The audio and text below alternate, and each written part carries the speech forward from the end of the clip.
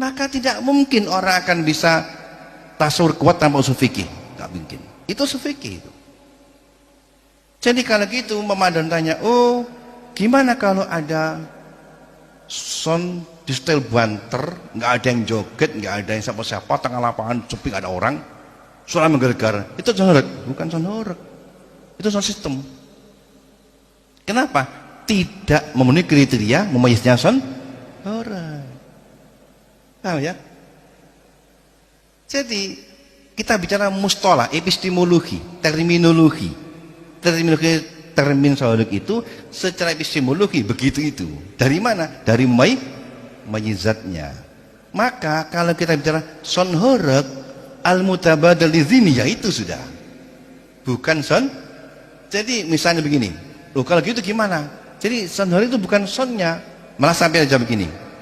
Kalau sound horeg haram mutlak, gimana kalau ada Habib Syekh sholawatan nyewa soundnya brewok sound horeg gitu? Kan itu sound horeg gitu kan. Saya jawab, itu bukan sound horeg. Lo kan soundnya bukan sound horeg. Bukan, buktinya, gini buktinya. Ada Habib Syekh sholawatan nyewa soundnya brewok sound horeg gitu. Ada orang mau berangkat ke sana, kamu tanya, Bu mau kemana Bu? Apa jawabnya? Mau ke sholawatan. Masa jawab, mau ke sound horeg? Enggak. Bukan itu. Atau dibalik sekarang, ada brewok bikin acara sound horeg, nyewa soundnya Habib Syekh. Bikin, ada orang datang, Mas kemana Mas? Apa jawabnya? Ke Habib Syekh, ke sound horeg. Jadi itu mustalah namanya. Maka saya katakan tadi haram mutlak itu kenapa? Karena itulah terminologi sound. Berdasarkan apa? Berdasarkan bil hawasi wal akhbari. Tadi toriknya kan, ada toriknya sudah saya naldor, dinalder, kemudian disimpulkan tasawurnya. Nah, tasawur dapat baru tasdik. Kita ambil apa di situ isinya, al maknanya, ya jelas. Maka bukan semata-mata menghukumi suara kerasnya saja. Kenapa? Karena sound horeg itu tidak hanya suara keras. Maka saya katakan ini bukan sistem.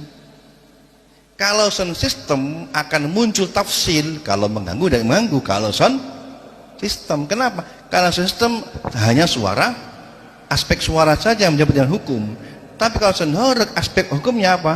Ya suaranya, ya mungkarotnya. Jadi kalaupun nggak mengganggu, karena begini, kenapa nggak tafsir saja? Kalau mengganggu haram, kalau nggak haram, baik. Coba kalau begitu, umpama ada pertunjukan sound horeg di lapangan, jauh mukiman, yang datang semua penggemarnya saja, mengganggu apa tidak? Mereka menikmati, kan? Berarti hukumnya adalah halal, hukumnya boleh.